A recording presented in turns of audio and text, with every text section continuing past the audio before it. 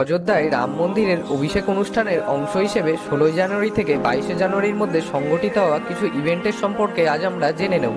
অযোধ্যায় 22 জানুয়ারি অযোধ্যার রাম মন্দিরে ভগবান রামকে তার শিশু সদৃশ্য রূপ দিয়ে পবিত্র করা হবে। প্রধানমন্ত্রী নরেন্দ্র মোদী, জনপ্রিয় ক্রিকেটার, সেলিব্রিটি, শিল্পপতি, সাধু, বিভিন্ন দেশের প্রতিনিধিরা প্রত্যাশিত অনুষ্ঠানে যোগদান করবেন। অভিষেক অনুষ্ঠানের আচার অনুষ্ঠান 16 জানুয়ারি থেকে শুরু হবে এবং পরবর্তী 7 দিন 22 জানুয়ারি পর্যন্ত চলবে। মন্দির ট্রাস্ট আচারে 7 দিনের সময়সূচি প্রকাশ করেছে। বন্ধুরা, আপনাদের স্বাগত জানাই ফ্যাক্টজেনের নতুন একটি এপিসোডে।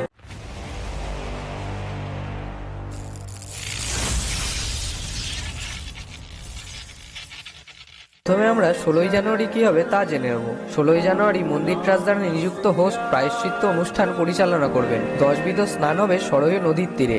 আচারের মধ্যে থাকবে বিষ্ণু পূজা এবং গোদান। তারপর 17 জানুয়ারি ভগবান রামের মূর্তিটি তার শিশু সদৃশ্য আকারে একটি শোভাযাত্রায় নিয়ে যাওয়া হবে। ভক্তরা মঙ্গল কলসে সরয়ূ নদীর জল বহন করবে। 18 জানুয়ারিতে সময়সূচিতে গণেশ অম্বিকা পূজা, বরুণ পূজা, মাতৃকা পূজা, ব্রাহ্মণ বরণ এবং বাস্তু পূজা নামে পবিত্র আচার অনুষ্ঠানের একটি ক্রম অন্তর্ভুক্ত রয়েছে। এই সমস্ত আচার অনুষ্ঠানের প্রতিটিরই সাংস্কৃতিক ও ধর্মীয় তাৎপর্য রয়েছে, যা সামগ্রিক অনুষ্ঠানের পবিত্রতায় অবদান রাখে। তারপরে 19 জানুয়ারিতে অগ্নিস্থাপন, নবগ্রহ স্থাপন এবং হাবন হবে। 20 জানুয়ারি রাম মন্দিরের গর্ভগৃহ সরয়ূর পবিত্র জল দিয়ে ধৌত করা হবে এবং তারপর বাস্তুশান্তি এবং অন্ন দিবস সহ আচারগুলি অনুষ্ঠান করা হবে। পরের দিন 21 জানুয়ারিতে রামলাল্লার দেবতা 125টি কলস সহ ঐশ্বরিক স্নান পাবেন। স্বাদিবাসের আচারও হবে। তারপরে অবশেষে 22 জানুয়ারি সকালে রামলাল্লার দেবতা পূজা হবে এবং বিকেলে মৃগাশিরা নক্ষত্রে এটি পবিত্র হবে। আপনারা কি জানেন, উল্লেখযোগ্যভাবে অমিতাভ বচ্চন, রজনীকান্ত, মুকেশ আম্বানি, রতন টাটা, সচিন তেন্ডুলকর, বিরাট কোহলি, কংগ্রেস নেত্রী সোনিয়া গান্ধী এবং প্রাক্তন প্রধানমন্ত্রী মনমোহন সিংয়ের মতো ব্যক্তিত্বদের 22 জানুয়ারি অনুষ্ঠানে উপস্থিত থাকার জন্য আমন্ত্রণ জানানো হয়েছে। তামিলনাড়ুর বিজেপি নেতা অর্জুন মূর্তি মঙ্গলবার রাম জন্মভূমির তীর্থক্ষেত্রের পক্ষে সুপারস্টার রজনীকান্তের সাথে দেখা করেন এবং 22 জানুয়ারি অযোধ্যার রাম মন্দির অভিষেক অনুষ্ঠানে তাকে আমন্ত্রণ জানান। তার এক্স হ্যান্ডেলের মাধ্যমে শেয়ার করা একটি পোস্টে অর্জুন মূর্তি বলেছেন যে তিনি রজনীকান্তকে আমন্ত্রণ জানিয়েছেন। 22 জানুয়ারি অযোধ্যার কুম্ভাভিষেক অনুষ্ঠান এবং বৈঠকের ছবিও শেয়ার করেছেন। এছাড়াও টেম্পল ট্রাস্ট প্রযোজক মহাবীর জৈনের সাথে খ্যাতিমান পরিচালক রাজকুমার হিরানি, সঞ্জয় লীলা বনশালী এবং রোহিত শেট্টিকেও ইনভাইট করেছে। প্রধানমন্ত্রী নরেন্দ্র মোদী 22 জানুয়ারি রাম মন্দিরে উদ্বোধন করতে প্রস্তুত। এই অনুষ্ঠান সারা বিশ্ব থেকে কিছু উচ্চ প্রোফাইল বিশিষ্ট ব্যক্তিরা দেখতে পাবেন এবং মন্দির ট্রাস্ট ভগবান অভিষেক অনুষ্ঠানের দিনে অযোধ্যায় ভ্রমণ এড়াতে অনুরোধ করেছেন।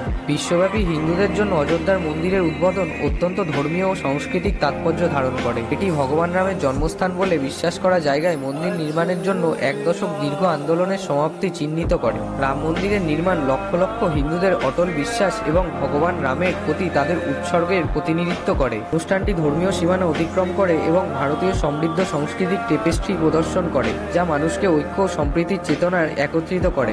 উদ্বোধনটি অযোধ্যা শহরের জন্য আধ্যাত্মিক তাৎপর্য এবং অর্থনৈতিক সমৃদ্ধির একটি নতুন যুগকে চিহ্নিত করে। অযোধ্যার মন্দিরের উদ্বোধন বিভিন্ন দিকগুলিতে দীর্ঘস্থায়ী প্রভাব ফেলবে বলে আশা করা হচ্ছে।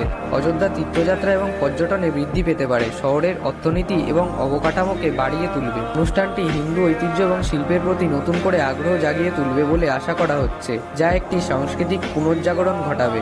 অনুষ্ঠানের সময় প্রদর্শিত ঐক্য এবং অন্তর্ভুক্তি বিভিন্ন সম্প্রদায়ের মধ্যে বৃহত্তর সামাজিক সম্প্রীতি এবং বোঝাপড়াকে উৎসাহিত করতে পারে। অযোধ্যার মন্দির উদ্বোধন হলো একটি ঐতিহাসিক ঘটনা, যা ধর্মকে অতিক্রম করে এবং ভারতের সাংস্কৃতিক এবং আধ্যাত্মিক ল্যান্ডস্কেপের একটি গুরুত্বপূর্ণ অধ্যায়কে চিহ্নিত করে। এর প্রভাবে আগামী প্রজন্মের জন্য অনুভূত হবে বিশ্বাস এবং ঐক্য এবং উজ্জ্বল ভবিষ্যতের আশার প্রতীক হিসেবে কাজ করবে। আসুন এই মন্দিরটির ব্যাপারে কিছু ফ্যাক্টসও জেনে নেওয়া যাক। ফ্যাক্ট নাম্বার 1, ভারতের বৃহত্তম মন্দির। এর নকশা কাঠামো অনুসারে অযোধ্যার রাম মন্দির ভারতের বৃহত্তম মন্দির হতে চলেছে। মন্দিরের কাঠামো ডিজাইনকারী সোমপুরা পরিবারের মতে মন্দিরের উচ্চতা হবে প্রায় 161 ফুট এবং 28,000 বর্গফুট এলাকা জুড়ে হবে মন্দিরটি। ফ্যাক্ট নাম্বার 2, নির্মাণে লোহা ও ইস্পাত ব্যবহার করা হবে না। অনেক সূত্রের মতে রাম মন্দির তৈরিতে কোনো ইস্পাত এবং লোহা ব্যবহার করা হবে না। মন্দিরটি সম্পূর্ণরূপে পাথর দিয়ে তৈরি এবং লোহার পরিবর্তে তামা, সাদা সিমেন্ট এবং কাঠের মতো উপাদান ব্যবহার করা হবে। ফ্যাক্ট নাম্বার 3, মন্দির নির্মাণের জন্য বিশেষ ইট ব্যবহার করা হবে। বিশেষত শ্রীরাম লেখা ইটগুলি নির্মাণের জন্য ব্যবহার করা হবে। এই ইটগুলির মধ্যে কিছু পুরনো এবং 30 বছরেরও বেশি সময় ধরে ব্যবহার করা হয়নি, তাই একে রামশিলও বলা হয়। ফ্যাক্ট নাম্বার 4, মন্দিরটি 128 ফুট উচ্চতা সহ দোতলা হবে, যেখানে মন্দিরের নিচতলায় প্রভু শ্রীরামের জীবন ঘটনা থাকবে এবং তার জন্ম ও শৈশবের গল্প লেখা থাকবে এবং প্রথম তলায় রাম দরবার চিত্রিত করা হবে। ফ্যাক্ট নাম্বার 5, সূত্র অনুসারে কর্তৃপক্ষ মন্দিরের ঠিক নিচে প্রায় 2000 ফুট নিচে একটি টাইম ক্যাপসুল স্থাপন করবে। টাইম ক্যাপসুল রাখার মূল উদ্দেশ্য হলো মন্দিরের পরিচয় রক্ষা করা, যাতে ভবিষ্যতে ভুলে না যায়। এই ছিল অযোধ্যার রাম মন্দিরের ব্যাপারে কিছু আকর্ষণীয় তথ্য। আপনাদের যদি ভিডিওটি ভালো লেগে থাকে তবে একটি লাইক এবং শেয়ার করে দেবেন। আর আপনারা যদি রাম ভক্ত হয়ে থাকেন তবে কমেন্টে জয় শ্রীরাম লিখতে ভুলবেন না। আর এইরকমই আরো নতুন নতুন অবাক করানো ফ্যাক্টসের গল্প শোনার জন্য আমাদের চ্যানেল ফ্যাক্টজেনটিকে সাবস্ক্রাইব করে বেল আইকনটি প্রেস করে দেবেন।